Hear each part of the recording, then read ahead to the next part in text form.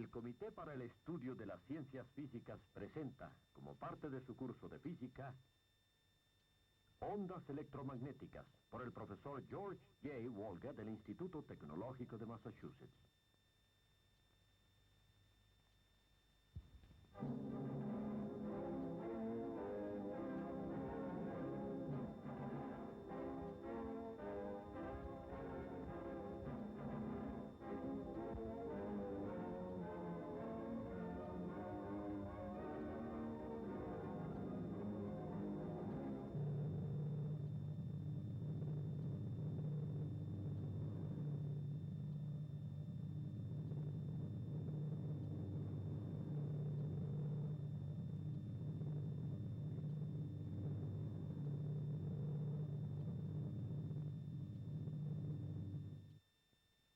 Acaban de ver varios ejemplos de una perturbación electromagnética al viajar por el espacio, desde una fuente hasta un receptor.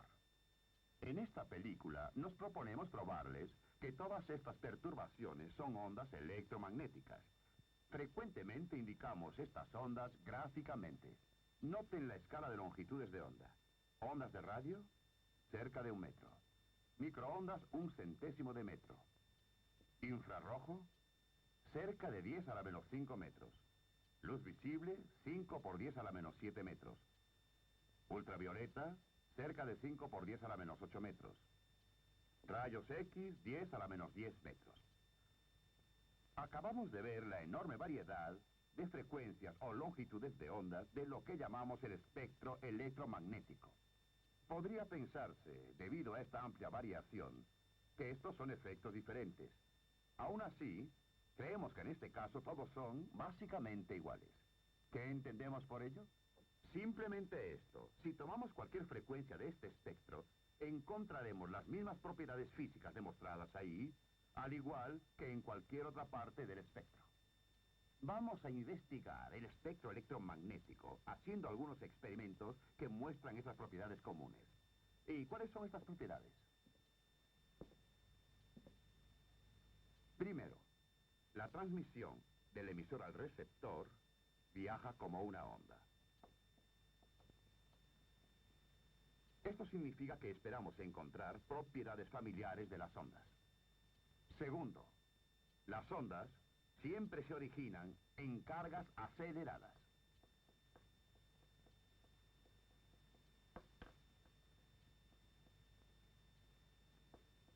Tercero, estas ondas siempre viajan en el espacio libre con la misma velocidad, la velocidad de la luz.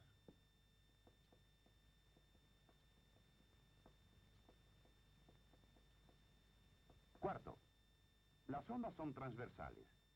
Con esto decimos que la vibración eléctrica ocurre en ángulo recto con la dirección en que viaja la onda. Y finalmente, que tales ondas pueden ser polarizadas. Y esta propiedad se relaciona con el hecho de que son transversales. Cuando decimos que pueden ser polarizadas, queremos decir que podemos escoger cualquier plano que contenga la dirección en que viajan las ondas y forzar a la vibración a ocurrir en ese plano escogido. Algunas de estas propiedades pueden demostrarse en forma bastante directa. Por ejemplo, podemos medir fácilmente la rapidez con que viajan las ondas. Lo hemos hecho ya con ustedes, usando luz visible. Otras propiedades, tales como la naturaleza ondulatoria, el hecho de que estas ondas se originan en cargas aceleradas, que son transversales y pueden ser polarizadas, deben deducirse un poco más indirectamente, haciendo experimentos cuyos resultados dependen de estas propiedades. Vamos a investigar la naturaleza ondulatoria haciendo algunos experimentos similares de interferencia en la región de ondas de radio, la región de microondas, con luz visible y la región de los rayos X del espectro electromagnético. Hemos escogido un ejemplo de interferencia porque ustedes ya están familiarizados con este fenómeno de las ondas. Al hacer esto, Demostraremos también que las ondas son transversales, que pueden ser polarizadas y que se originan en cargas aceleradas. Empezaremos primero con la luz visible. Ya están familiarizados con este fenómeno ondulatorio, pero antes de hacer el experimento de interferencia, permítanme probarles que la luz se origina en cargas aceleradas. Este cuarto contiene el sincrotrón del MIT. Generalmente cuando observamos la luz visible, no vemos los detalles de cómo es producida. Esto se debe a que la luz es emitida ordinariamente por cargas cuyo movimiento ocurre en una escala atómica demasiado pequeña para verse. Pero aquí está un ejemplo en que la luz visible es emitida por cargas que se mueven en gran escala, donde nosotros sí entendemos el movimiento detallado de tales cargas. Esto ocurre en los aceleradores electrónicos de alta energía usados en física nuclear. Detrás de todo este montaje, hay un tubo grande circular al alto vacío que parece una rosca, en el cual viajan los electrones en órbitas circulares a velocidades muy altas. Se usan grandes imanes para desviar el camino de los electrones en órbitas circulares dentro de la rosca. Si pudieran ver la rosca dentro del sincrotrón, se vería más o menos así. ¿Recuerdan por nuestro trabajo sobre movimiento circular que un cambio en la dirección del movimiento significa una aceleración radial, una aceleración centrípeta? Si las cargas aceleradas irradian ondas electromagnéticas, esperamos que la aceleración centrípeta de los electrones en el sincrotrón resulte en la emisión de radiación electromagnética, en este caso, luz. Hay una ventanilla en esta rosca que nos permite ver la luz radiada. Ahora están viendo a través de la ventanilla hacia la luz radiada. La luz parpadea porque los electrones son inyectados en la máquina a pequeños borbotones. El punto importante, por otra parte, es que la luz se origina en los electrones que sufren una alta aceleración al moverse en sus órbitas a gran escala. Las cargas aceleradas están emitiendo ondas electromagnéticas. Aquí está el aparato que usaremos para el experimento de interferencia de luz visible. Esta es una fuente de luz visible de arco de carbón. La luz viaja por estos lentes condensadores y a través de esta ranura. Esta ranura resulta una fuente única de ondas electromagnéticas que viajan cruzando por aquí hasta una doble ranura y llegan a cada una de las ranuras al mismo tiempo. Cada una de estas ranuras actúa ahora como una nueva fuente de ondas electromagnéticas con sus crestas que salen de las ranuras simultáneamente. Estas ondas se irradian al espacio en forma burdamente esférica y eventualmente empiezan a sobreponerse. Donde ocurre la superposición vemos un diagrama de interferencia. Encontramos una región iluminada donde las crestas de una ranura encuentran las crestas de la otra. En otras palabras, donde tenemos interferencia constructiva. Y encontramos una región oscura donde las crestas de una ranura encuentran los valles de la otra. O sea, donde tenemos interferencia destructiva. Podemos probar que las dos ranuras intervienen cerrando una de ellas y viendo qué ocurre.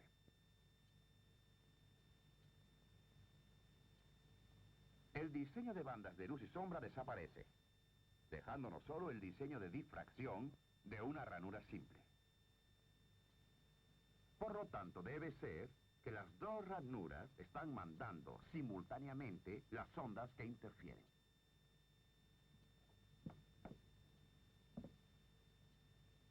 Antes de que pueda mostrarles que podemos polarizar la luz visible, debemos primero entender qué significa esto.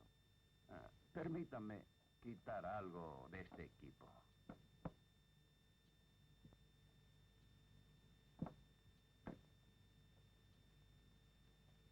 Cuando decimos que podemos polarizar la luz visible, queremos decir que podemos forzar las vibraciones eléctricas de todas las ondas a caer en un plano escogido que contenga su dirección de movimiento. Si la luz es transversal, es decir, si la vibración eléctrica es en ángulo recto con la dirección del movimiento, entonces lo que necesitamos para lograr esto es tener un eje preferente en un plano a través del haz de luz que mencionamos, de modo que este eje preferente seleccione aquellas ondas cuyas vibraciones eléctricas sean paralelas a él. Tenemos tal elemento en este filtro Polaroid. Como pueden ver, la luz está pasando a través del filtro. Lo que ha ocurrido es que las vibraciones eléctricas que lo atraviesan están alineadas con el eje del Polaroid. Tengo otro filtro Polaroid idéntico que pondré frente a este, habiendo arreglado previamente los dos ejes de manera que estén paralelos. La luz está pasando a través de ambos. Ahora bien, si giro el segundo eje en un ángulo de 90 grados, debo esperar que sea mucho menor la intensidad que llegue hasta la pantalla. Esto es debido a que las vibraciones alineadas con el primer eje llegan al segundo Polaroid y encuentran ahí un eje en ángulo recto con ellas y por lo tanto no pueden pasar. Voy a girarlo y a ver qué ocurre. La intensidad se ha reducido. Si lo giro otros 90 grados, la intensidad vuelve a subir. Y esto es lo que esperábamos, porque ahora las vibraciones alineadas por el primer Polaroid encuentran de nuevo un eje paralelo y por lo tanto pasan. Ahora bien, no se puede considerar que la luz consista en ondas longitudinales principalmente, es decir, que la vibración ocurra a lo largo de la dirección del movimiento.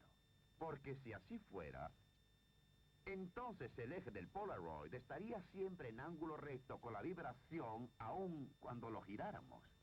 Y así no se podría tener cambios con ningún ángulo y la intensidad no debería variar. Por lo tanto, la luz debe ser principalmente transversal. Si quisiéramos hacer más complicado el experimento, y si pudiéramos usar un filtro Polaroid mejor, podría probarles que la luz es enteramente transversal. Espero que este experimento sencillo les haga ver que la luz puede ser polarizada, que es transversal y que estas dos propiedades están íntimamente ligadas.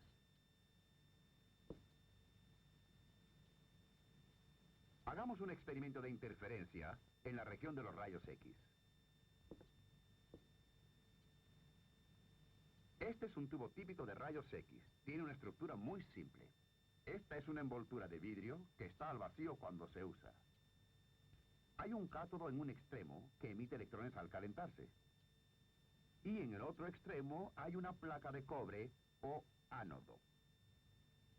Se establece un alto voltaje positivo entre la placa y el cátodo, acelerando así los electrones hacia el ánodo. Cuando llegan ahí, tienen una muy alta energía y chocan con el ánodo. Esta violenta desaceleración motiva la emisión de ondas electromagnéticas. A estas ondas las llamamos rayos X.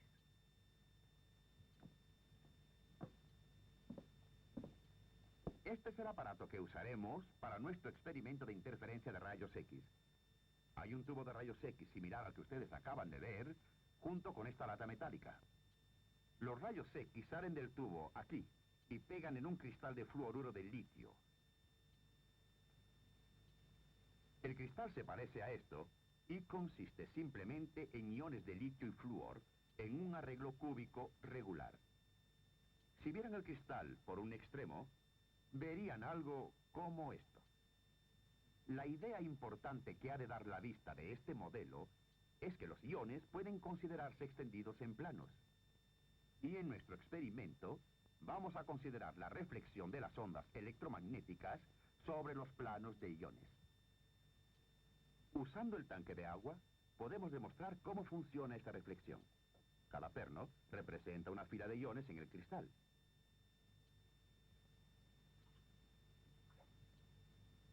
Las ondas de agua serán generadas moviéndose hacia el modelo. Las ondas que llegan encontrarán sucesivamente cada uno de los planos.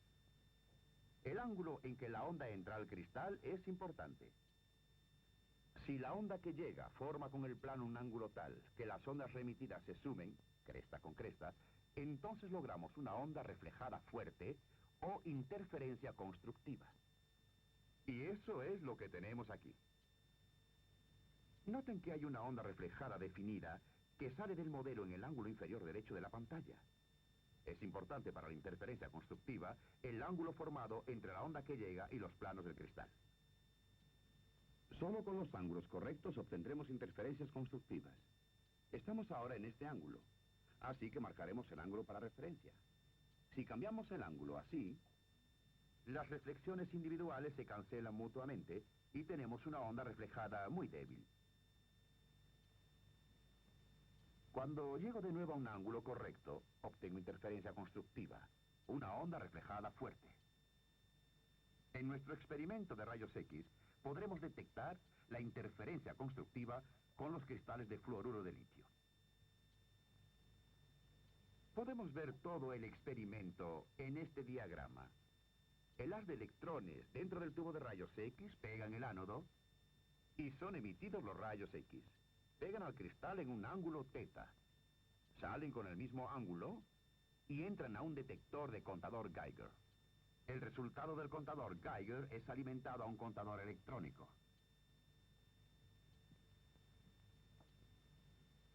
Lo que haremos en este experimento es variar el ángulo θ y buscar aquellos ángulos especiales en que obtenemos interferencia constructiva de las ondas reflejadas.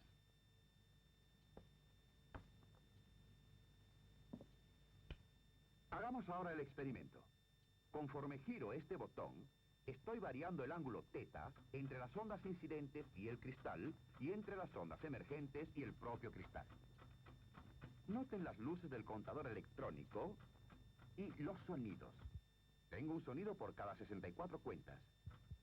La intensidad va aumentando y me detengo en un máximo. Esto corresponde a la interferencia constructiva de las ondas reflejadas. Conforme me alejo del máximo, la intensidad baja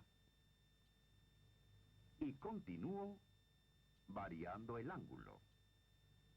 Ahora estamos llegando a un segundo pico y me detengo en su máximo. Noten que estamos obteniendo fenómenos de interferencia que, como saben, son característicos del movimiento ondulatorio. Vamos a hacer un experimento con microondas que será precisamente análogo al experimento de interferencia óptica de Young que vieron hace poco. Solo que en este caso, las ondas tendrán frecuencia de 9.000 millones de ciclos por segundo, correspondiente a una longitud de onda cercana a 3.3 centímetros. Produciremos las microondas en un tubo llamado klystron. Aquí hay uno.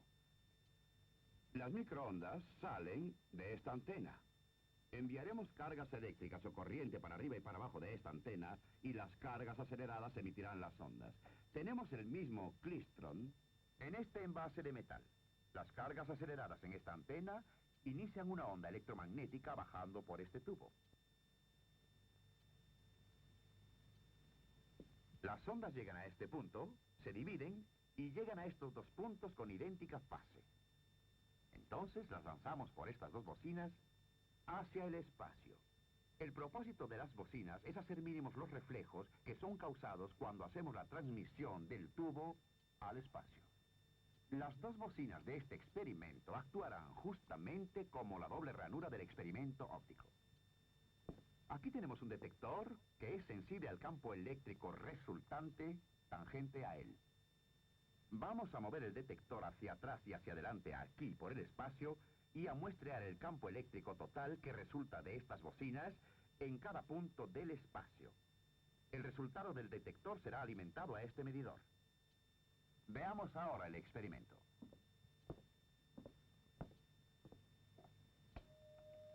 Conforme muevo el detector así, a través de las ondas que llegan, pueden ver que la deflexión del medidor pasa por una serie de máximos y mínimos.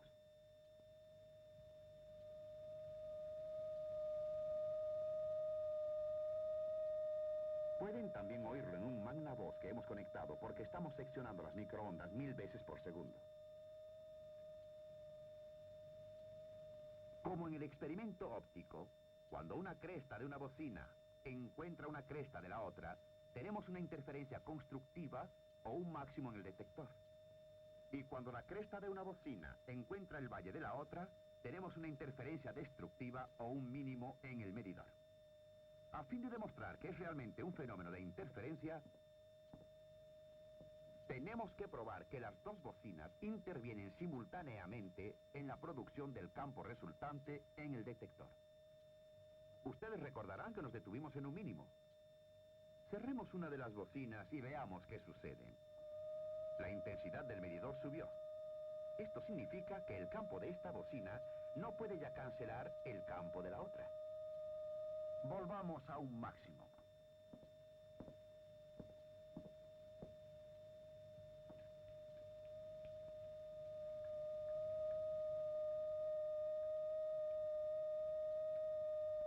Cierro de nuevo una de las bocinas.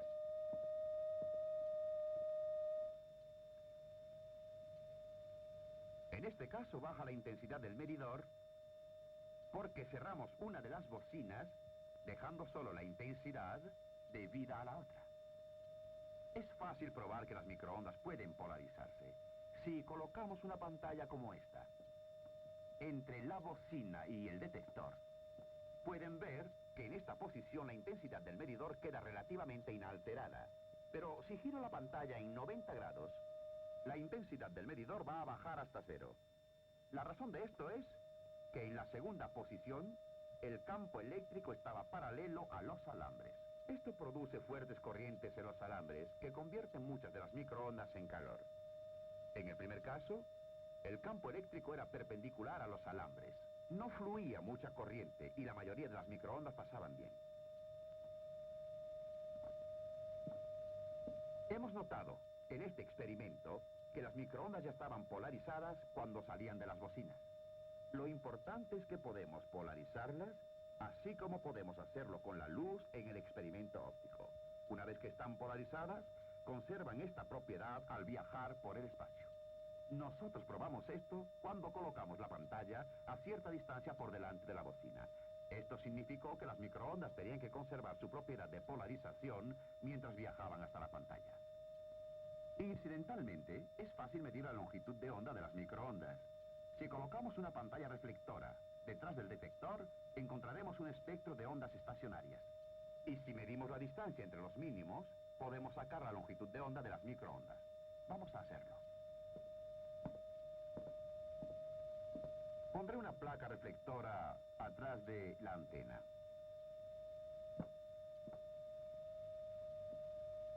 La onda que sale de la bocina viene por aquí y se refleja en esta placa. En la posición de la antena tenemos tanto la onda que entra como la onda reflejada. Como ustedes saben, la suma de estas dos ondas da una onda estacionaria.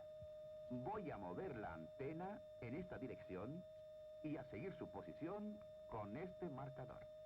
A fin de poder medir la onda estacionaria, pongo esta regla en centímetros atrás de ella como escala.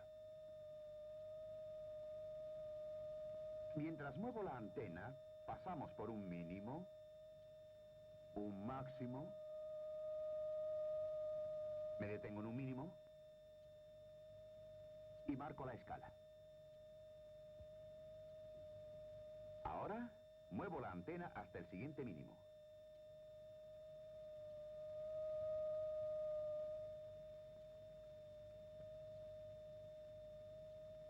Y marco la escala de nuevo.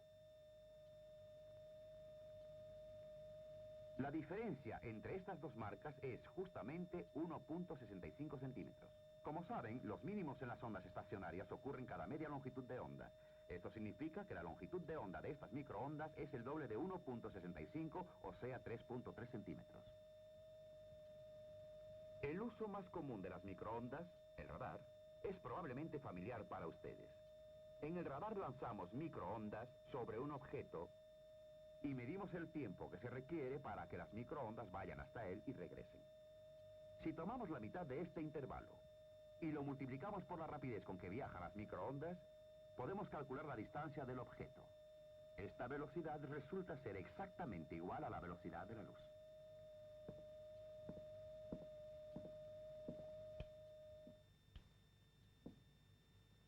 Nuestro último experimento ocurre en la parte de ondas de radio del espectro. Aquí trabajaremos con una frecuencia de 140 millones de ciclos por segundo, que corresponde a una longitud de onda cercana a 2.1 metros.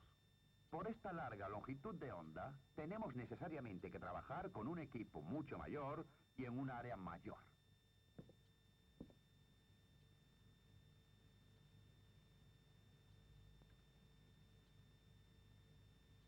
Este campo deportivo resulta perfecto para nuestro experimento. Exceptuando la magnitud del equipo que usaremos y la más baja frecuencia, este experimento será idéntico al que vieron con microondas. Aquí hay dos antenas montadas a unos 7 metros de separación que en este experimento tomarán el lugar de las dos bocinas del experimento de microondas. Las antenas son alimentadas por el mismo transmisor, haciéndolas fuentes coherentes de ondas electromagnéticas. Vamos a recibir el campo eléctrico resultante de las dos antenas con otra semejante aquí. La forma en que las ondas salen de estas dos fuentes es la misma en que la antena del clistro mandó las microondas. Lo que estamos haciendo es bombear cargas eléctricas del transmisor dentro y fuera de las antenas, hacia atrás y hacia adelante, a razón de 140 millones de veces por segundo. Esta carga acelerada es la que emite las ondas electromagnéticas. Ahora bien, si nuestras ideas de la interferencia electromagnética son correctas, esperamos encontrar regiones de interferencia constructiva y destructiva en el espacio aquí, frente a las dos fuentes. Así que lo que vamos a hacer es mover nuestra antena colectora hacia atrás y hacia adelante en el espacio, muestreando así el campo eléctrico resultante de las dos fuentes. Convertiremos la señal recibida en sonidos con este magnavoz y también en una deflexión del medidor. La causa de que puedan oír el sonido es porque estamos seccionando la señal del transmisor 1000 veces por segundo. Intentaremos ahora el experimento. Conforme vamos moviéndonos con el detector, de nuevo pasamos por una serie de mínimos,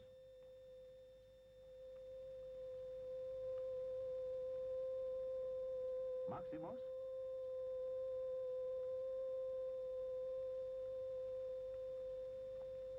y mínimos. Probaremos de nuevo.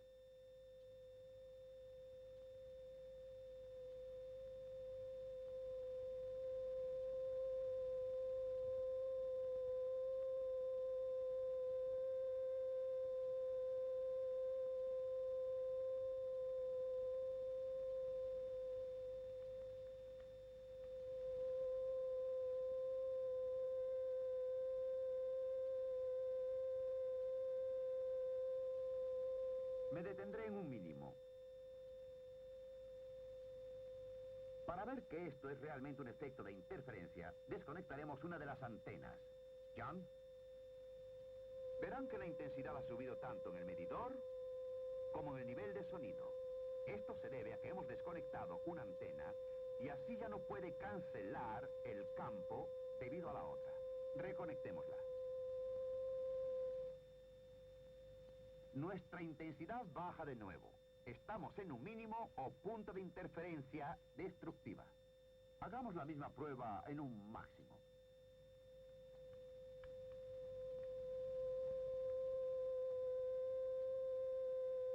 Desconectemos una de las antenas. Verán que la señal ha bajado. Esto ocurre porque quitamos una antena. Así que estamos recibiendo solo el campo debido a una. Y nos llega una señal menor. Como ven, nuevamente tenemos una interferencia de ondas. Esta vez en la región de ondas de radio del espectro electromagnético. Hay otra propiedad más que deseo mostrarles, y es que las ondas de radio están polarizadas. Las ondas que son transmitidas por nuestras antenas están polarizadas de modo que las perturbaciones eléctricas son paralelas a la varilla metálica o antena. Esto se debe a que estamos bombeando cargas o acelerándolas para atrás y para adelante a lo largo de la varilla, y es esta carga acelerada la que inicia las ondas que van paralelas a la varilla. Podemos probar la polarización de estas ondas al ser recibidas girando la antena. John, ¿quieres girarla a 90 grados? Vean que mientras él la gira, la intensidad baja y a los 90 grados ha caído hasta cero. Esto se debe a que la antena está ahora mandando ondas de radio polarizadas, de modo que el campo eléctrico es perpendicular a la antena que está recibiéndolo. Debido a que son perpendiculares, se tiene una mínima señal recibida. Girémosla a otros 90 grados y veamos qué ocurre. ¿Ven que la intensidad ha subido de nivel? Esto se debe a que las dos antenas están de nuevo paralelas. La onda que se transmite está polarizada, de modo que llega a la antena receptora con su perturbación eléctrica paralela a la misma y ahora es recibida plenamente. Veamos qué hemos logrado.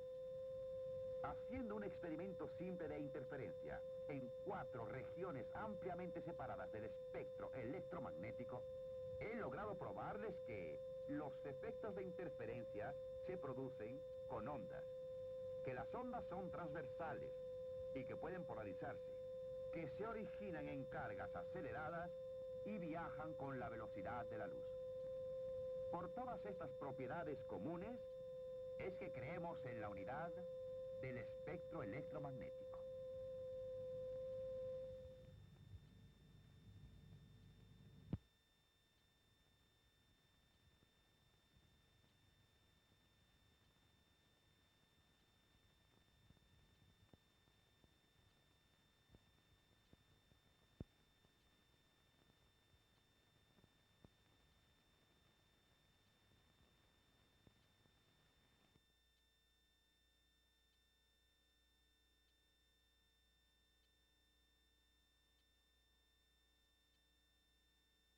El Comité de Estudios de Física, con la colaboración de las Fundaciones Nacional de Ciencia, Alfred P. Sloan y Ford, presenta como parte de su curso de física para escuelas secundarias proporciones definidas y múltiples.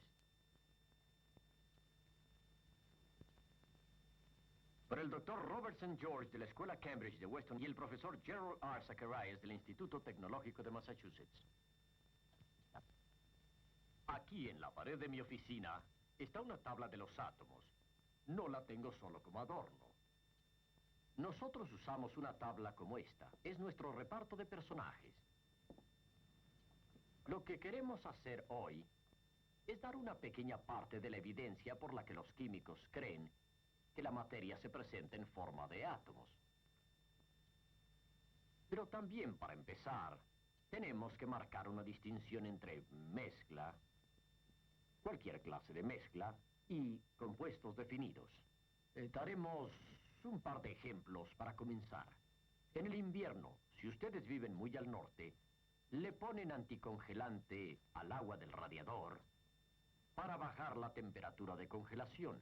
Si ustedes agregan cualquier cantidad que gusten, lo que obtienen es una mezcla de anticongelante y agua con ciertas características deseables. Un poco de anticongelante de más o de menos no importa mucho.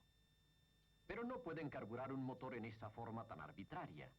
La combinación de gasolina y oxígeno que explota dentro de los cilindros no es una mezcla cualquiera, debe ser correcta. Y si hay demasiada gasolina o demasiado oxígeno, el auto no camina bien. Si hay una cantidad exagerada de cualquiera de ellos, no trabajará del todo. Resulta claro que el anticongelante y el agua hicieron una mezcla indefinida. Pero en la combustión de la gasolina obtenemos dos compuestos muy definidos: dióxido de carbono y agua. Fue al estudiar compuestos como estos que los químicos llegaron desde hace tiempo a algunas leyes básicas muy definidas. Una, la ley de las proporciones definidas. Y otra, la ley de las proporciones múltiples. Lo que queremos hacer hoy es estudiar estas leyes y en particular empezaremos por la ley de las proporciones definidas. Pero esto es del campo de los químicos. Un químico hace esto más bien que un físico.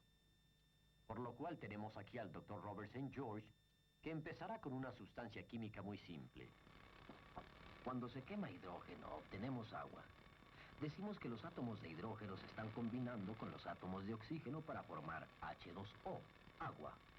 y decimos que los átomos se están combinando en forma de moléculas y que todas las moléculas de agua son de igual composición. Aquí está un tanque de agua que no obtuve quemando hidrógeno, pero el agua es agua sin importar de dónde viene. Voy a descomponer algo de agua pasando corriente eléctrica a través de ella, la que tomaré de esta fuente de energía de corriente directa.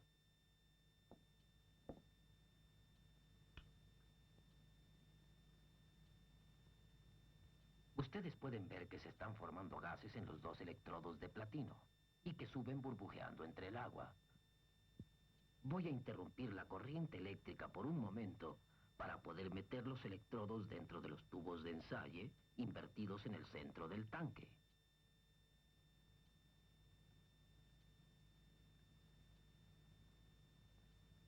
Ahora se están acumulando los gases en los tubos de ensayo y empujando el agua hacia abajo. Nosotros sabemos que no ocurren cambios en los electrodos durante esta reacción.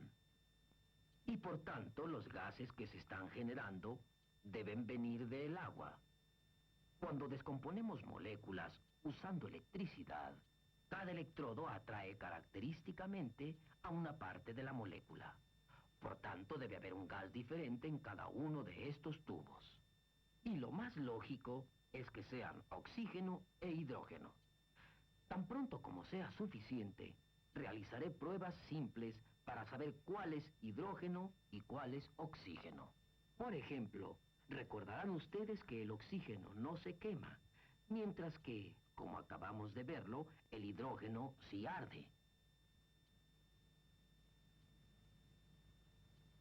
Ahora son suficientes las muestras para poderlas probar. Volteo cada tubo al derecho para que el gas esté en la punta abierta donde lo pueda probar.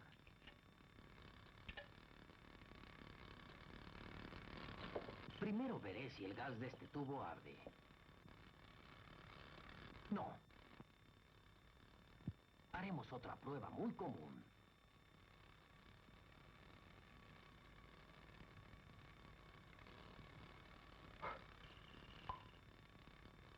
Oxígeno.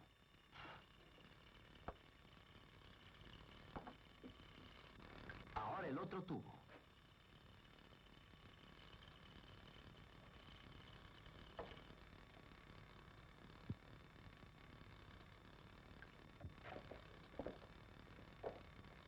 Hidrógeno. Veamos este experimento de nuevo. Deben haber notado que parecía que obteníamos 2 veces más hidrógeno que oxígeno. Esto es cierto durante toda la reacción. El agua se descompuso uniformemente en 2 cantidades de gas hidrógeno por cada cantidad de gas oxígeno. Resulta obvio que el hecho siguiente a estudiar es si los gases se combinan en igual forma. Podemos investigarlo fácilmente. Aquí hay 3 tubos de explosión invertidos en un tanque de agua. Si pongo hidrógeno y oxígeno dentro de estos tubos y hago saltar una chispa eléctrica, se combinarán los gases. Empezando con este tubo, pondré una parte de hidrógeno hasta la primera línea negra.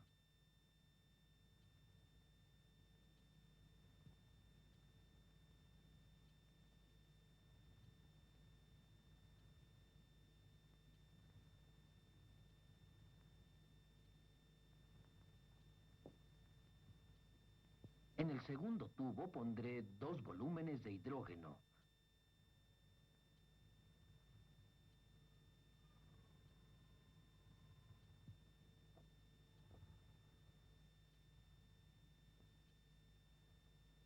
Hasta la segunda línea negra.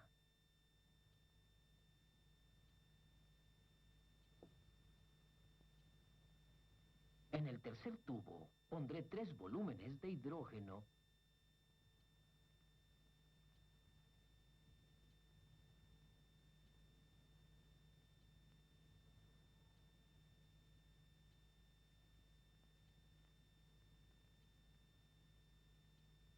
Hasta la tercera línea negra.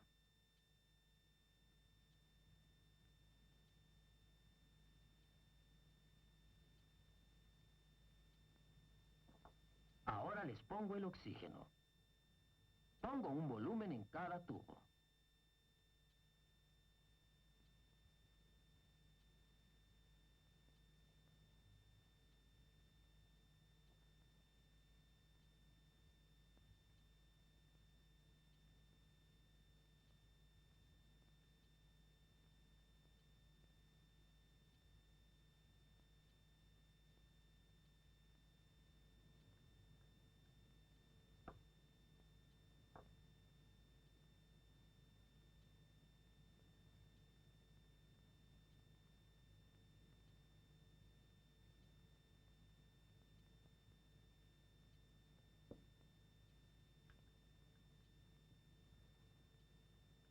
Así tenemos ahora que las relaciones de hidrógeno y oxígeno son de 1 a 1 en el primer tubo.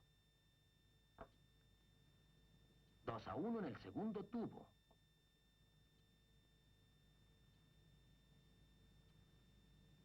Y 3 a 1 en el tercero.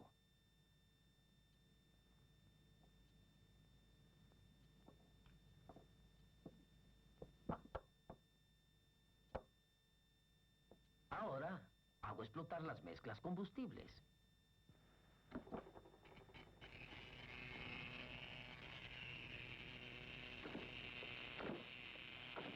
Recuerden nuestras proporciones: 1 a 1, 2 a 1 y 3 a 1. Veamos los resultados.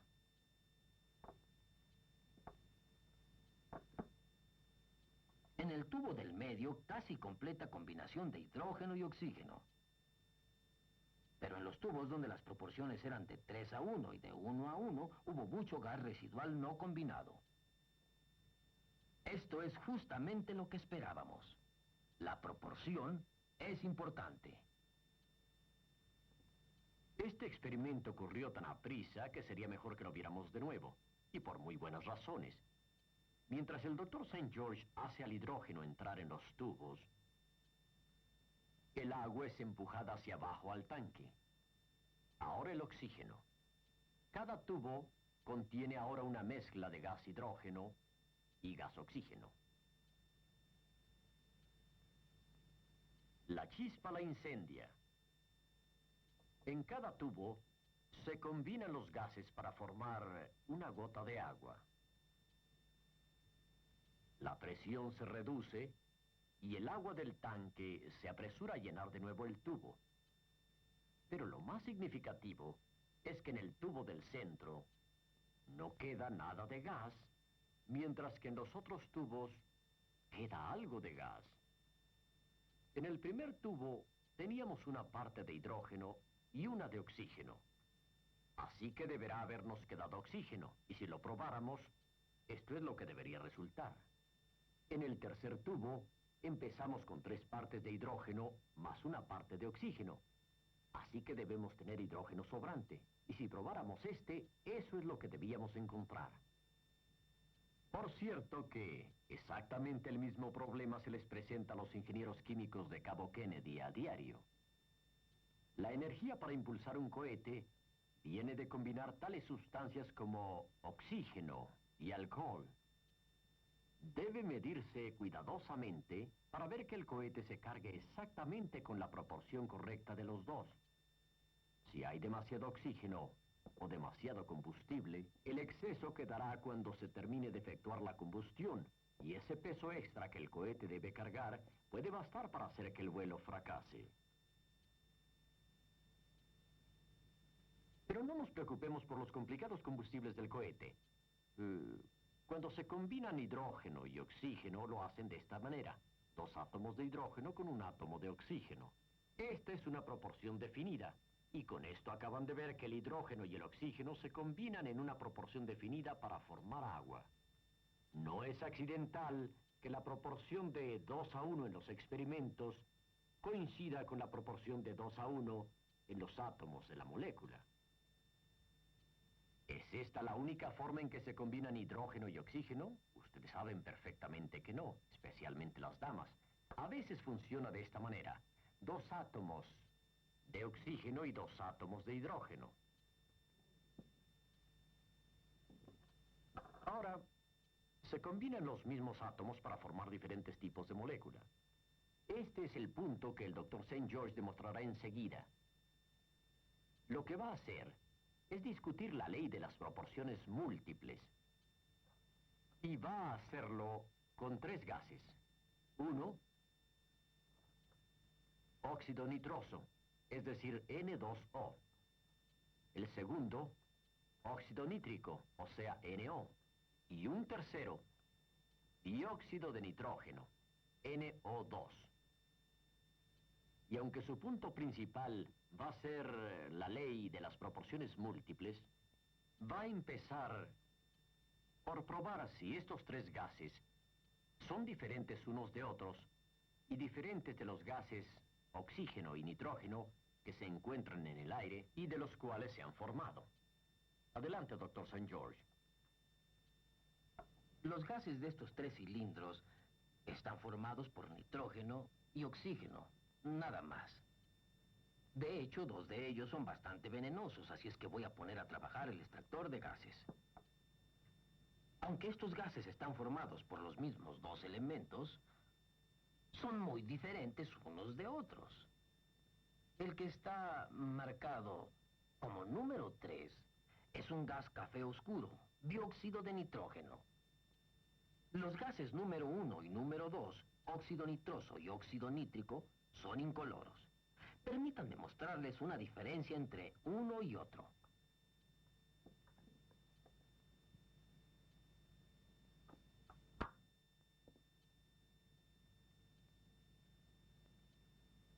El número 1 mantiene la combustión.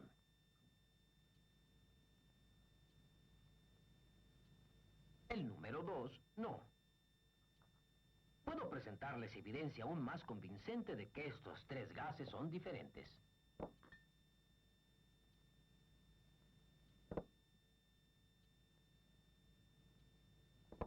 Aquí tengo los mismos 3 gases en bolsas.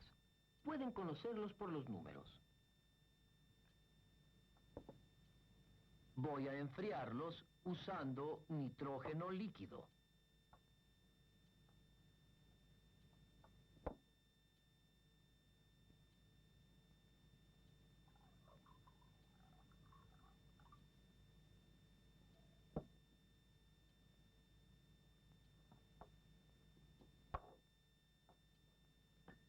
El nitrógeno líquido es muy frío y condensará los gases de manera que se contraerán y solidificarán en el fondo de estos tubos de ensayo.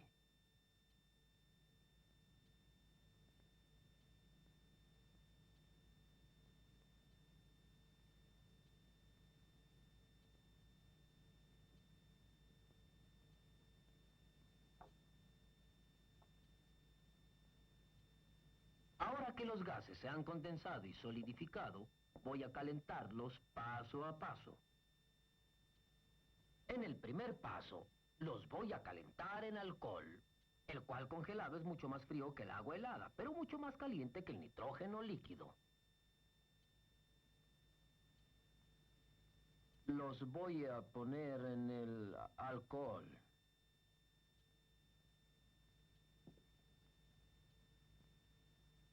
Creo que ustedes ya están viendo cómo la muestra número 2 se expande.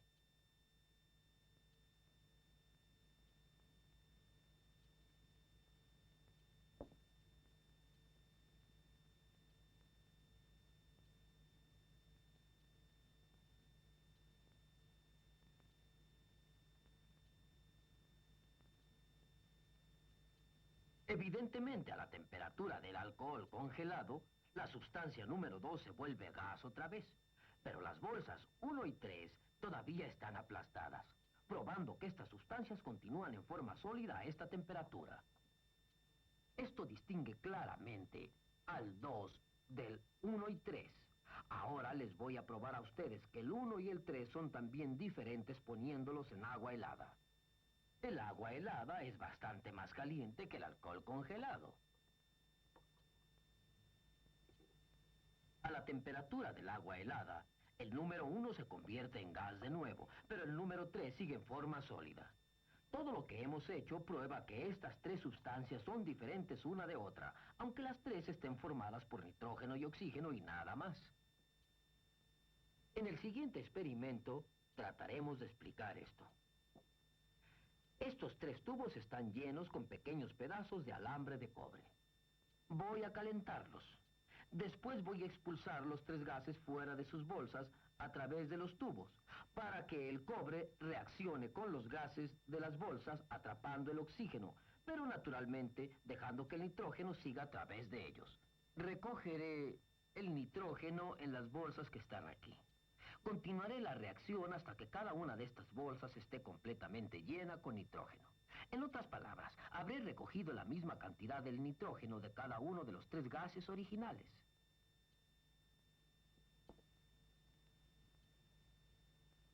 Lo que nosotros queremos hacer es comparar las cantidades de oxígeno que obtenemos por cada bolsa llena de nitrógeno. Bueno, podemos decir cuánto oxígeno ha sido atrapado por el alambre de cobre observando los cambios de masa de los 3 tubos. Ya he cargado los 3 tubos con alambre de cobre. No tiene importancia cuánto cobre ponga en cada uno, y ya los he pesado.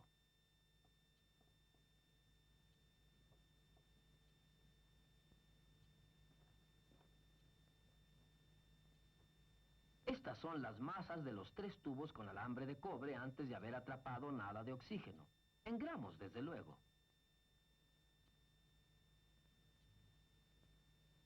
Ahora enciendo los quemadores.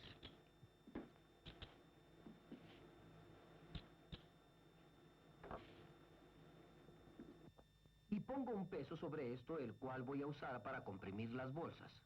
Ahora voy a tener que esperar un minuto mientras el cobre se calienta para empezar a hacer correr el gas por los tubos. Ya está el alambre de cobre suficientemente caliente para combinarlo fácilmente con el oxígeno. Voy a abrir las válvulas un poco.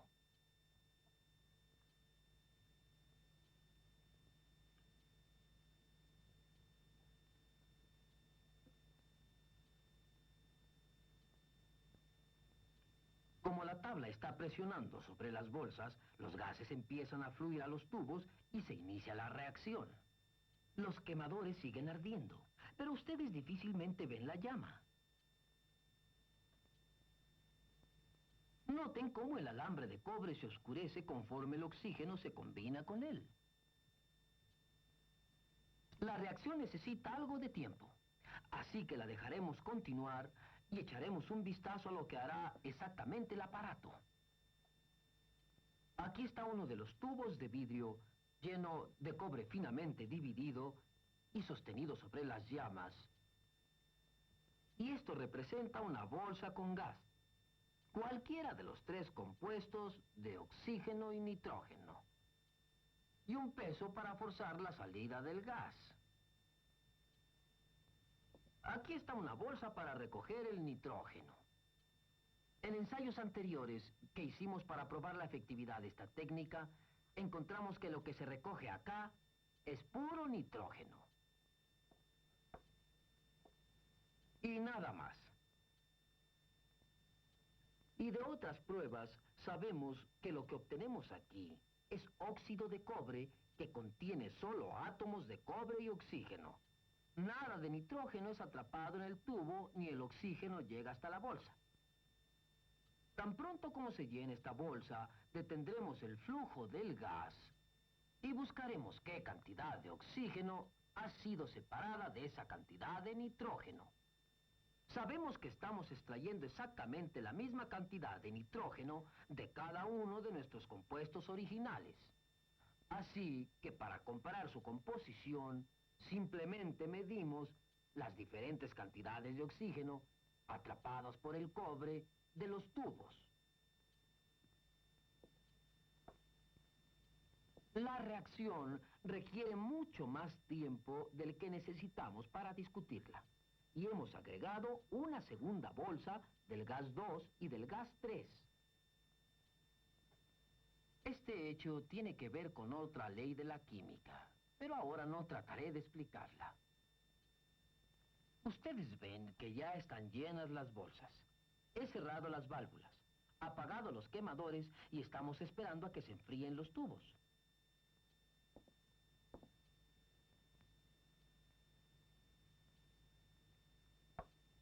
Ya están fríos, podemos pesarlos.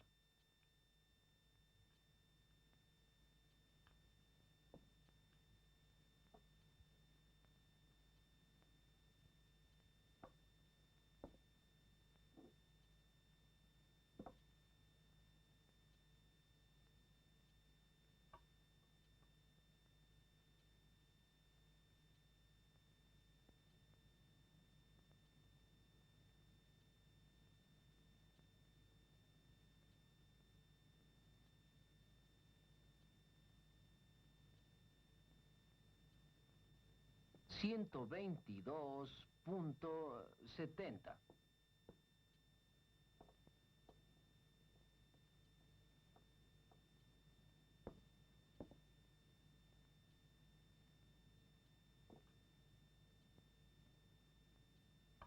Ahora el segundo tubo.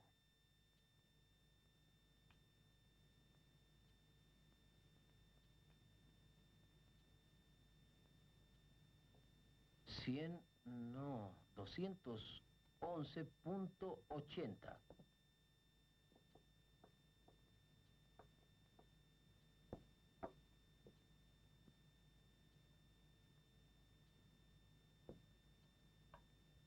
Y el tercer tubo.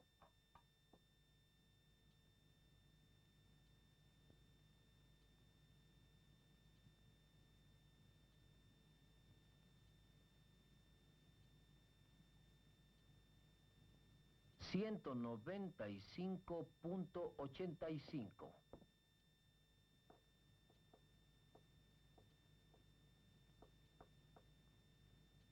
Ahora resto la masa de los tubos antes de ser usados para recoger el oxígeno de su masa final.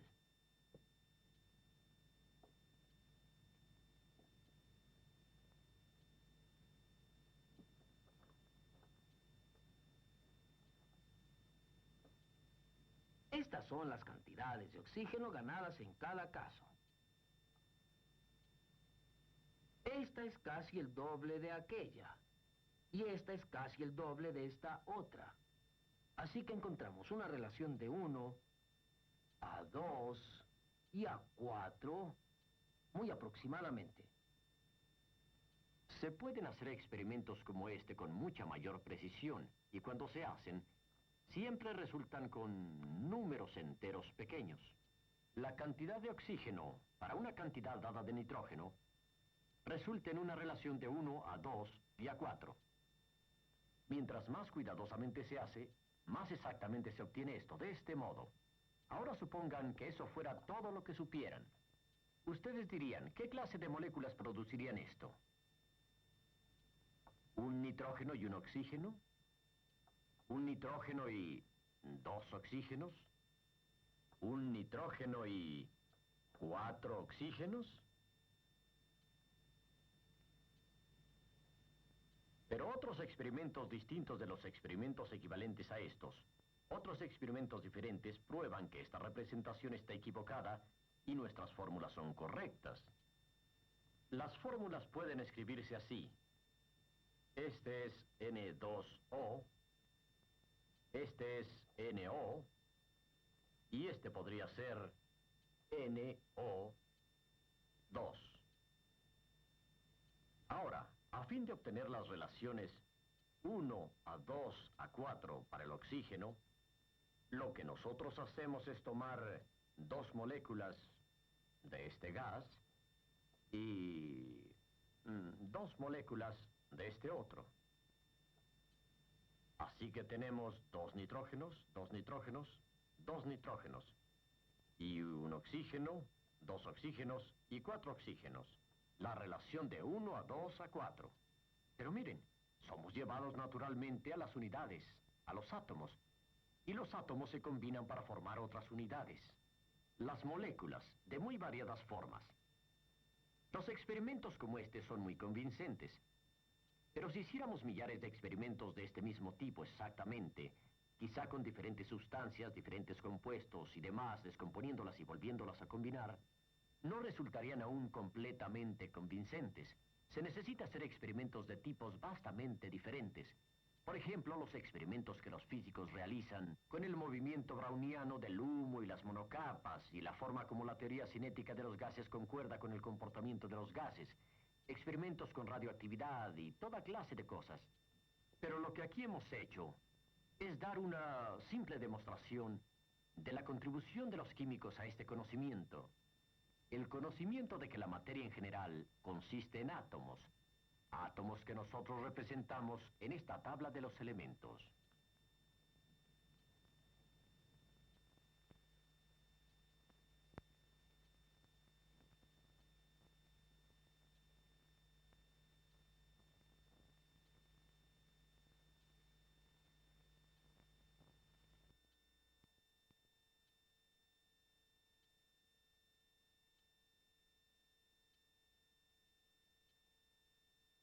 clase de su curso de física, El tiempo y los relojes, por el profesor John G. King, del Instituto Tecnológico de Massachusetts.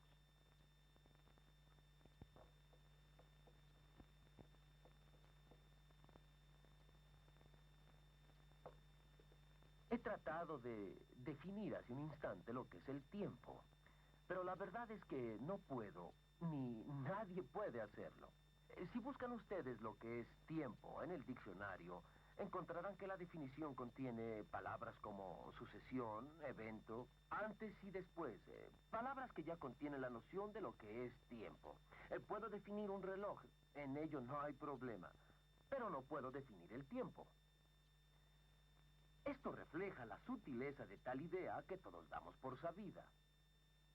Pero tampoco tiene caso pretender que no sabemos lo que es el tiempo.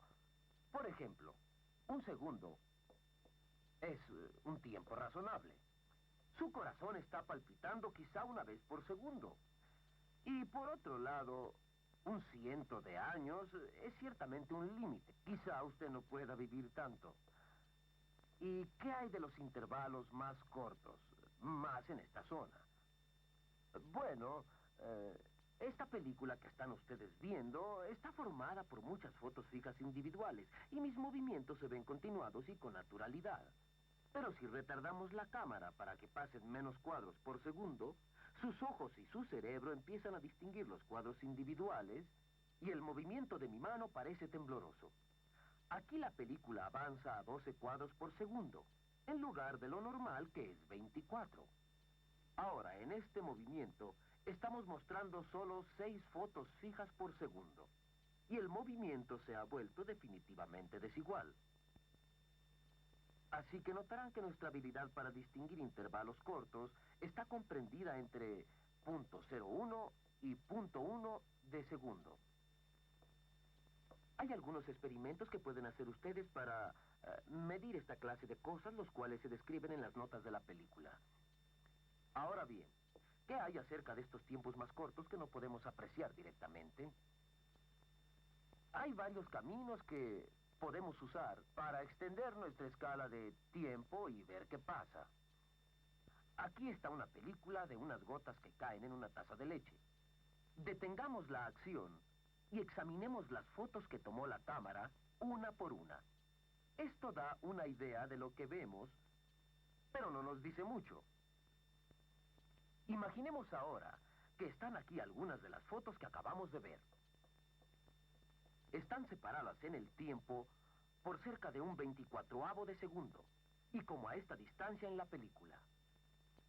Supóngase que tuviéramos una cámara de cine de alta velocidad que tomara varios miles de fotos durante un 24avo de segundo. Entonces, la película sería más larga y observándola podríamos ver qué es lo que ha pasado entre cada una de las fotos que ya habíamos visto antes.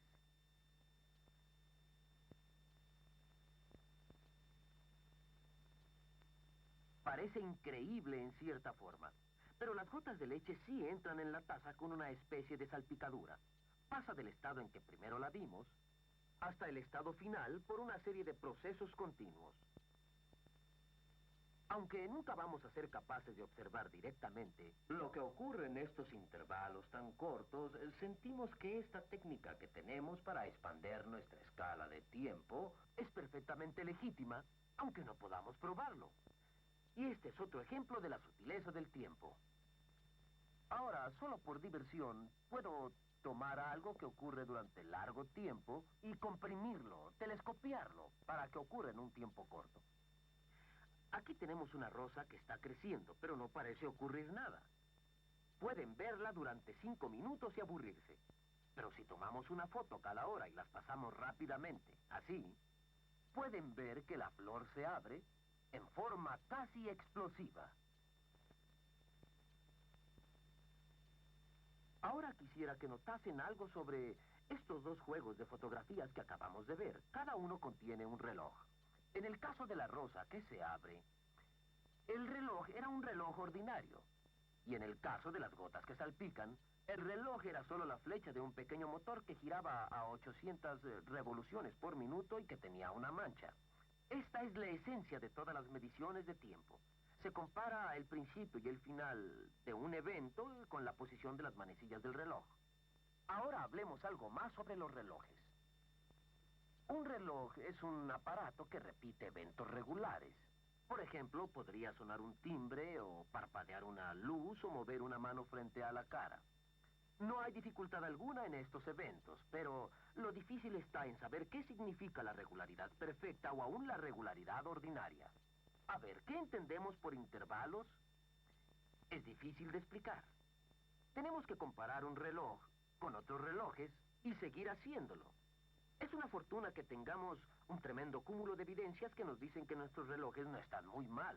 Generalmente no hallamos serias discrepancias. Un minuto en un año quizá o menos. Pero cuando llegamos a mayor precisión, necesitamos mejores patrones. Un patrón bien aislado que se ha usado por mucho tiempo es el sistema solar. Aquí está un esquema del sistema solar para nuestro propósito. Tiene el Sol en medio, la Tierra por aquí, la Luna cerca de la Tierra y los planetas moviéndose por ahí. Ahora bien, durante siglos hemos observado la noche y el día al girar la Tierra en torno a su eje. Y la Luna, las fases de la Luna se han observado de mes en mes y también las estaciones y todo esto sirve como reloj aproximadamente. Actualmente usamos los mismos movimientos, pero los observamos de un modo mucho más refinado, con telescopios. Y aún así observamos que los movimientos no son muy regulares, porque se influencian unos a otros. Ciertamente, en un segundo, que se define como determinada fracción de un año en particular, no es en realidad muy convenientemente reproducido por este tipo de patrón. Así que necesitamos un patrón aún más rápido o formas convenientes de subdividir el tiempo. Un modo de hacer esto, que es fácil y conveniente, es el uso del propio pulso. Les puedo contar una historia interesante de Galileo. Al estar viendo una lámpara que oscilaba en una iglesia, le medía el tiempo con su pulso.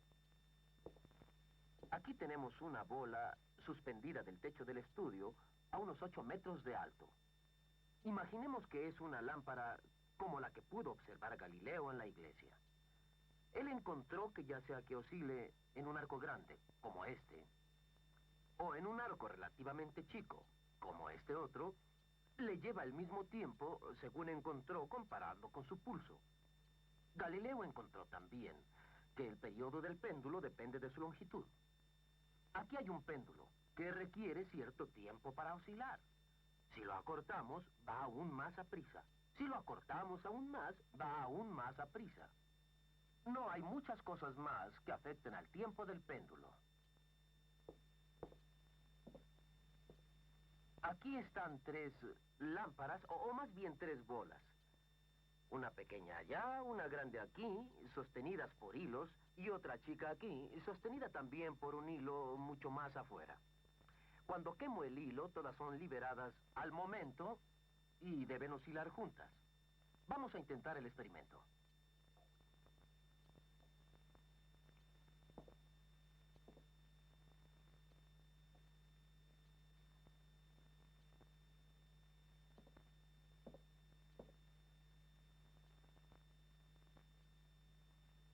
Ven que la afirmación de Galileo es correcta, por lo menos al medir el tiempo solo con el pulso. De hecho, el péndulo es notablemente bueno como regulador de relojes.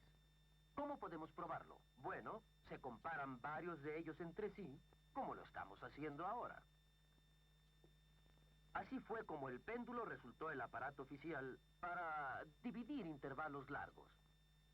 Aquí tenemos un reloj cuyo péndulo está ajustado para marcar segundos. De este modo, podemos comparar fácilmente el tiempo dado por un reloj como este con el tiempo astronómico. Estos relojes se han refinado a un alto grado, pero todavía no son suficientemente buenos, no están bien aislados. Si calienta el clima, el péndulo se alarga y el reloj se atrasa. Pero si se sube a lo alto de una montaña, la fuerza de gravedad es diferente y el reloj vuelve a fallar al dar el tiempo. Podemos hacer relojes con átomos ahora. Hemos aprendido a hacerlos desde la Segunda Guerra Mundial. Aquí está un reloj atómico. uno del par de docenas que hay en el mundo. Usa la vibración de los átomos de cesio para controlar su salida, que sucede aquí abajo. La mitad delantera de este aparato consiste enteramente en equipo electrónico de este tipo.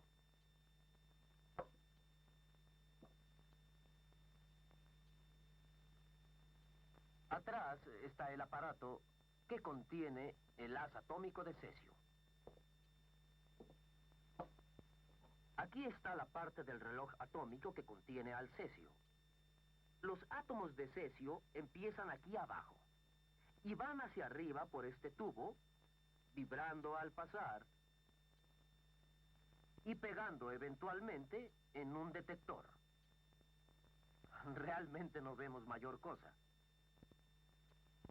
¿Qué evidencia tenemos de que el reloj de cesio marque bien el tiempo? Se acordarán que cuando queríamos saber si un reloj era bueno, comparábamos dos de ellos, pues esto se ha hecho con los relojes de cesio. Aquí están algunos datos que muestran cómo funcionan. Esta es la curva de diferencia de frecuencias entre dos relojes de cesio en un periodo de 3 días. 1 día, 2 días, 3 días. Y veamos. La altura de cada cuadro es de 2 partes en 10 a la onceava. Estos dos relojes de cesio no difieren en frecuencia por más de unas pocas partes, en 10 a la onceava potencia a lo más. ¿Y qué tanto es una parte en 10 a la onceava? Bueno, hay 30 millones de segundos en un año. Por lo tanto, en 3.000 años tendríamos cerca de 10 a la onceava segundos. Así es que una parte en 10 a la onceava es un segundo cada 3.000 años. Y esa es la clase de diferencia que se produciría entre dos relojes de cesio que trabajaran durante 3.000 años. Esto parece probar que los relojes de cesio coinciden uno con el otro. Y en verdad trabajan tan bien que pueden servirnos de patrones de tiempo en vez de usar la astronomía como hacemos ahora. Sería bueno preguntarnos si los relojes de cesio marcarían el mismo tiempo que da la astronomía. Y ahora se están haciendo experimentos para saberlo. Aún no sabemos cuál es la respuesta, pero si existe alguna discrepancia, esta dará luces adicionales sobre la naturaleza fundamental del tiempo. Para muchos usos no necesitamos la precisión dada por el reloj atómico. Aunque si deseamos observar eventos que ocurren en intervalos cortos, una forma de hacer esto es por el uso de fotografía cinematográfica de alta velocidad. El profesor Harold Edgerton ha desarrollado esta técnica a un alto grado y ahora les dirá algo acerca de cómo funciona y cómo la usa él. Ahora están en el laboratorio de luz estroboscópica del MIT. Aquí estudiamos eventos que ocurren en muy cortos intervalos. Para hacerlo, usamos lámparas electrónicas y varios tipos de cámaras que se asocian con estas lámparas. Aquí a la derecha está una de las lámparas que pronto verán en acción. En una cámara ordinaria de cine, la película pasa a una velocidad de 24 fotos por segundo. En esta cámara pasa a razón de muchos miles.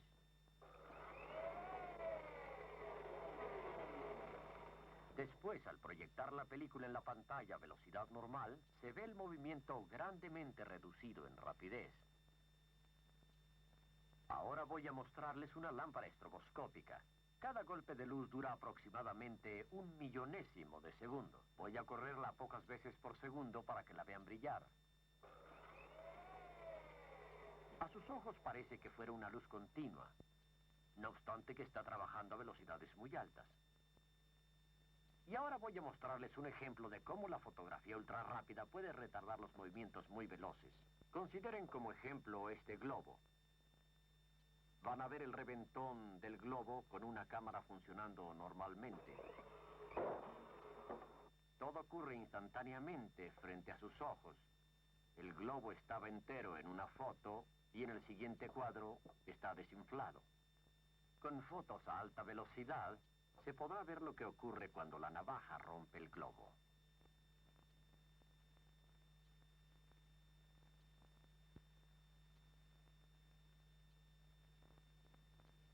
Ahora voy a mostrarles algunos ejemplos de la utilidad de estas fotos. Esta foto muestra humo que fluye a través de las aspas de un abanico eléctrico. Los movimientos lentos nos permiten estudiar estas corrientes y comprender cómo se forman.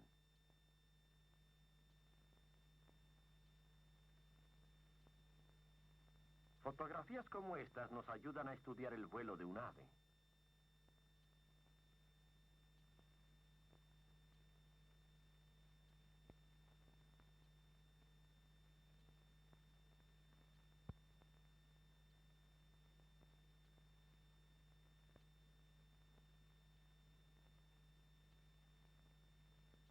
Realmente usamos poco las técnicas cinematográficas de alta velocidad para estudiar movimientos rápidos. En su lugar usamos técnicas más simples, empleando fotos normales o quizá fotos dobles a tiempos exactos. Este ejemplo muestra una bala en el aire. Y aquí ven dos fotografías de la misma bala que fueron tomadas con un intervalo de 100 microsegundos.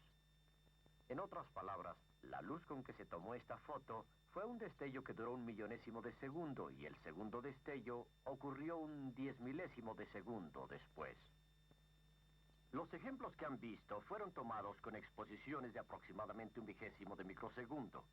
Más allá de esta rapidez, es casi imposible tomar fotografías por escasez de luz o insensibilidad de la película. Frecuentemente son innecesarios los detalles de fotografías y todo lo necesario es una señal eléctrica. Los micrófonos producen una señal eléctrica causada por sonidos y las celdas fotoeléctricas producen señales eléctricas cuando les pega la luz. Hay un surtido amplio de aparatos de esta clase. ¿Cómo estudiamos las señales eléctricas? Bueno, usamos el osciloscopio de rayos catódicos. Aquí hay dos de ellos. Este es uno muy útil y lo pueden construir ustedes con un kit. Aquí está un instrumento considerablemente más complicado y perfeccionado, como ven. Estos aparatos son tan útiles que merecen que se emplee algo de tiempo hablando de su funcionamiento. Este tubo es muy semejante al de un televisor. Un punto brillante viaja para adelante y para atrás. Aquí está. Y cuando le aplico voltaje al visor, así, puedo hacer que el punto suba o baje a voluntad. Puedo también hacerlo ir a los lados, así. De hecho, el aparato mismo lo hace ir a un lado, lo mueve de izquierda a derecha, a baja velocidad, y luego lo vuelve rápidamente. Miren.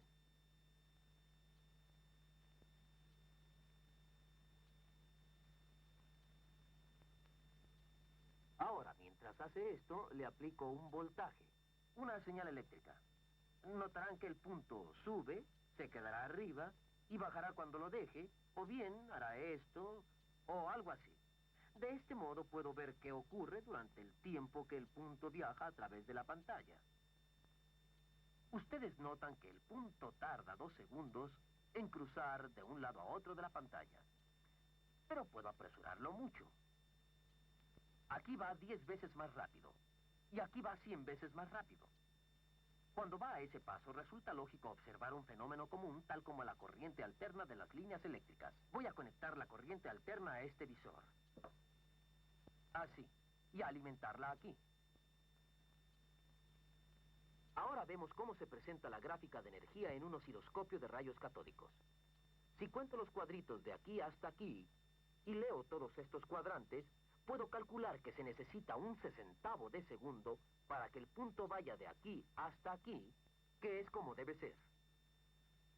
Ahora déjenme mostrarles algo.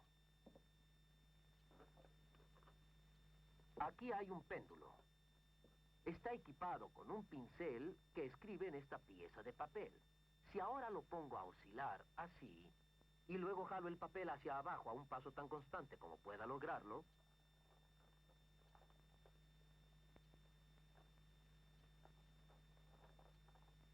obtengo un trazo del movimiento del péndulo contra una escala de tiempo como este.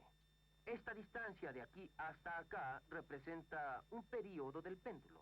Así que este es el período del péndulo de aquí hasta aquí, o desde cualquier punto correspondiente.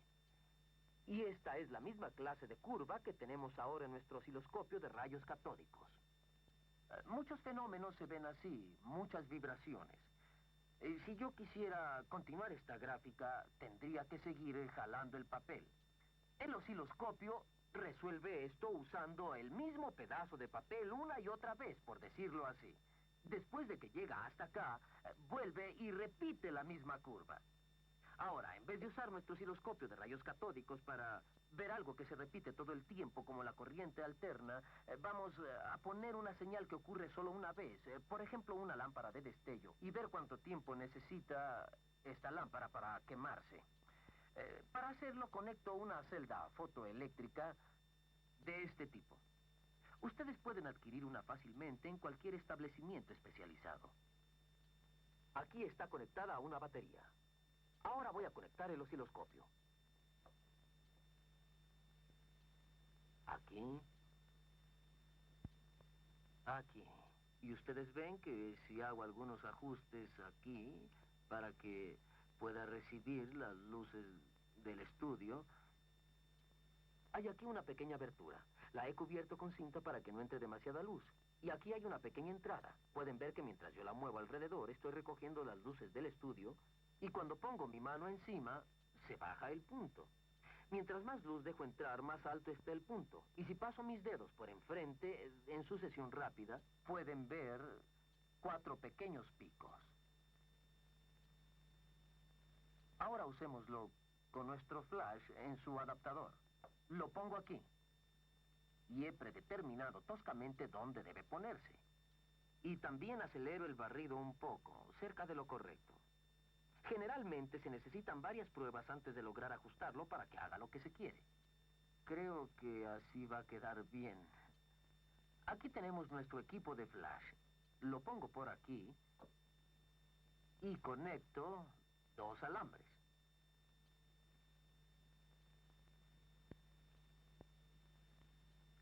Un arreglo marcadamente inestable. Y ahora lo hago funcionar.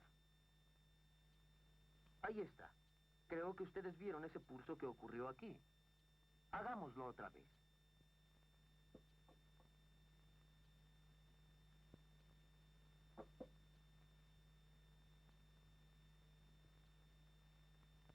Ahora paremos la película y veamos esta imagen. Notarán que ocupa unos 2 cuadros aquí. Y como hay unos...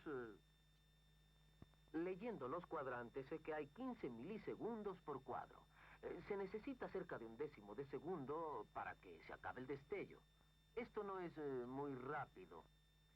Y sería interesante para ustedes, usando un osciloscopio mucho más simple, compararlo con una lámpara estroboscópica que da un destello mucho más breve. Con un osciloscopio de rayos catódicos podemos medir tiempos tan cortos como 10 a la menos 8 segundos. Y con uno muy especial puede bajarse hasta 10 a la menos 9 segundos. Aún puede irse más lejos. Pueden usarse técnicas de coincidencia para medir intervalos que son como de 10 a la menos 10 segundos, o por ahí. Supóngase que 2 pulsos ocurren en un tiempo así. Uno puede retrasar el primero hasta que caiga sobre el segundo. Y midiendo el tiempo de atraso que se puede hacer en términos de la longitud de un cable, puede bajarse a la vecindad de 10 a la menos 10. Hasta ahí es lo más lejos que podemos ir con técnicas electrónicas. Ahora, más lejos aún, los tiempos aún más cortos se pueden medir y observar, permitiendo que las partículas dejen su rastro en las películas. Esta clase de película. Así. Las partículas viajan con frecuencia a velocidades muy altas, muy cerca de la velocidad de la luz, que es esta. Así, usando el microscopio puede verse la película y medir distancias tan cortas como, digamos, 3 por 10 a la menos 5 centímetros. Y ya que la velocidad de la partícula es esta, el tiempo que tardó dicha partícula en atravesar ese corto rastro es del orden de unos 10 a la menos 15 segundos. Pueden ver que tal medición no es tan directa como alguna de estas. En realidad se está deduciendo de ver este rastro. Pueden imaginarse tiempos más cortos. Después de todo, la luz puede cruzar un átomo. ¿Y cuánto puede tardar?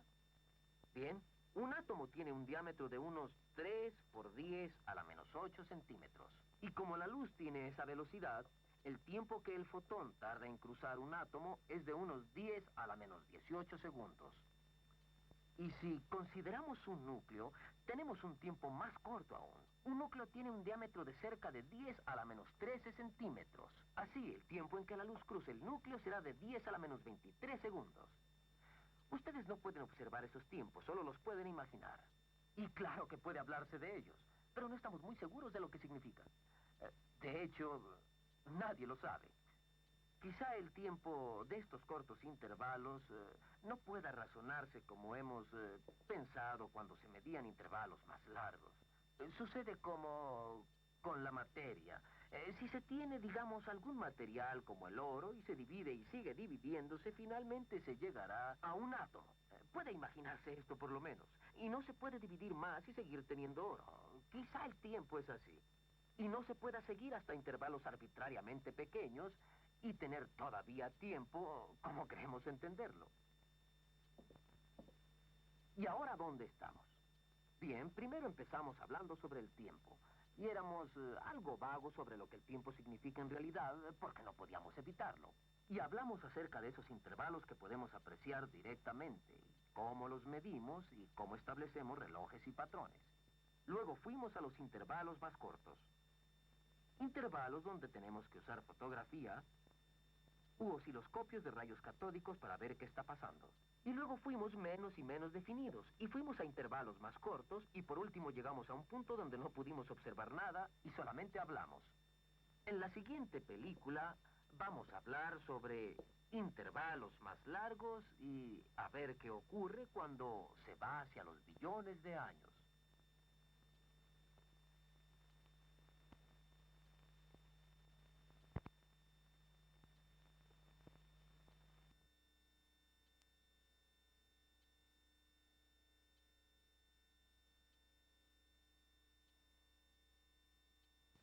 Análisis y síntesis de Fourier de la densidad electrónica en los cristales.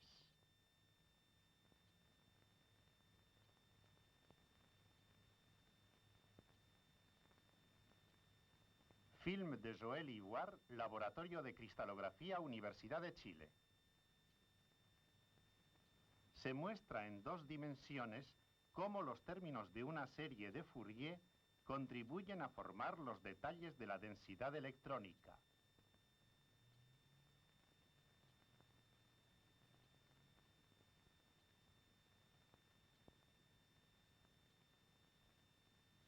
El ejemplo presentado aquí es la proyección 001 de una sal orgánica de potasio.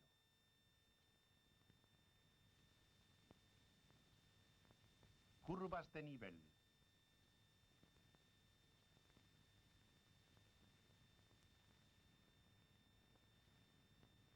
Síntesis fotográfica.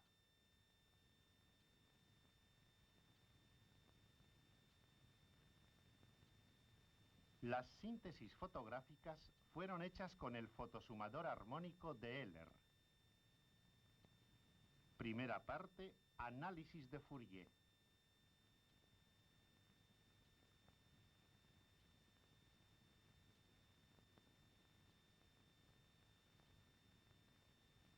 La contribución de cada término de la serie es una distribución de densidad sinusoidal. Esta es la amplitud. H es la frecuencia espacial a lo largo del eje X.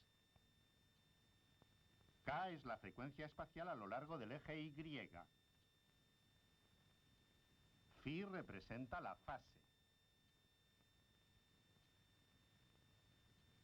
Para cada término, los datos experimentales son obtenidos por difracción de rayos X.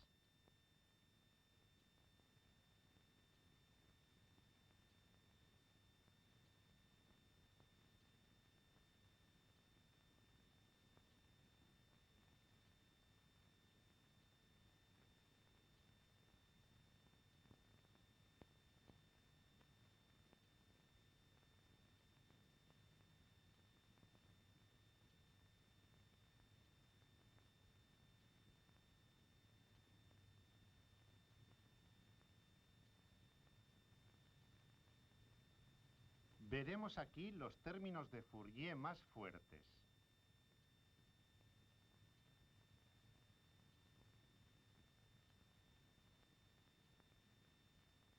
Sus máximos, bandas negras, pasan por las regiones de fuerte densidad electrónica.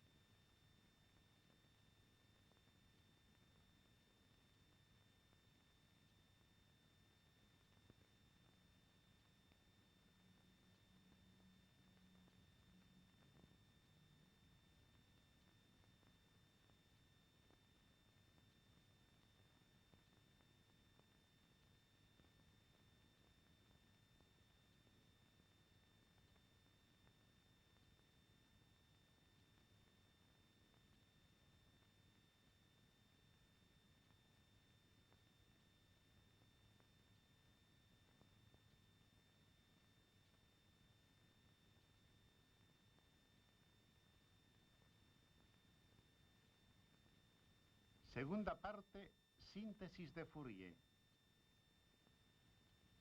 Formemos una síntesis de Fourier comenzando por los términos más fuertes y agregando sucesivamente más y más términos.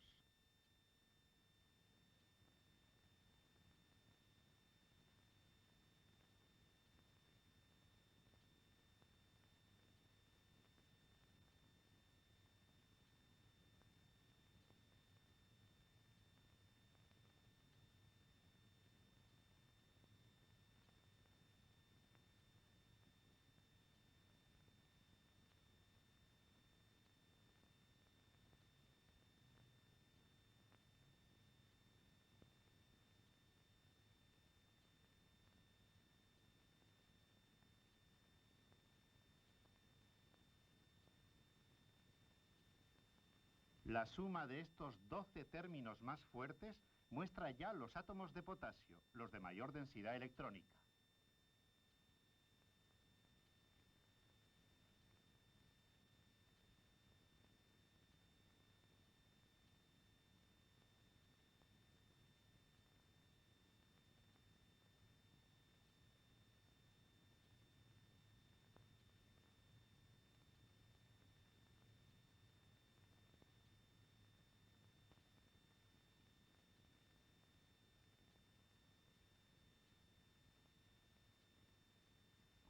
Los otros átomos, los de menor densidad electrónica, comienzan a destacarse gradualmente.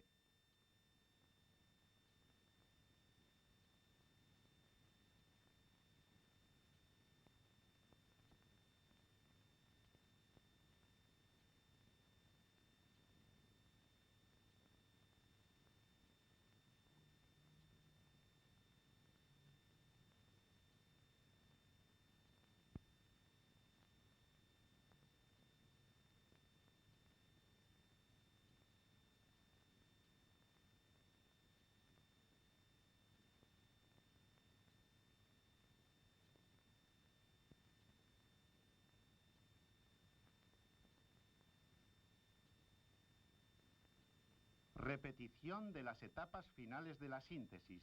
Nótese el mejoramiento creciente de la resolución.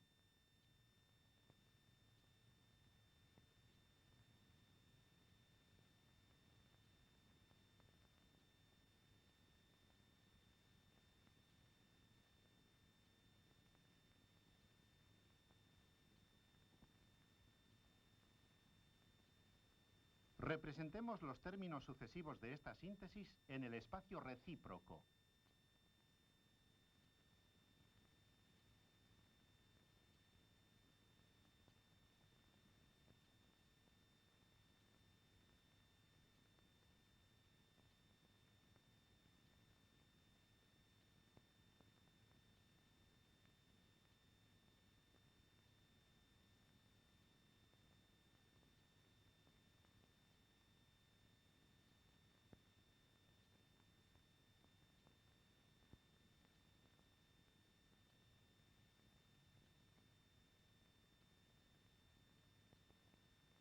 Esta recombinación de términos de difracción reconstituye la imagen de la densidad electrónica del cristal de una manera esencialmente análoga a la formación de imágenes por los instrumentos ópticos.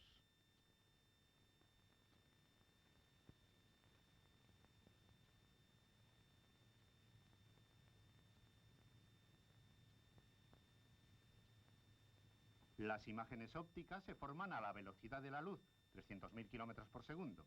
La investigación de la estructura atómica de los cristales es necesariamente un poco más lenta.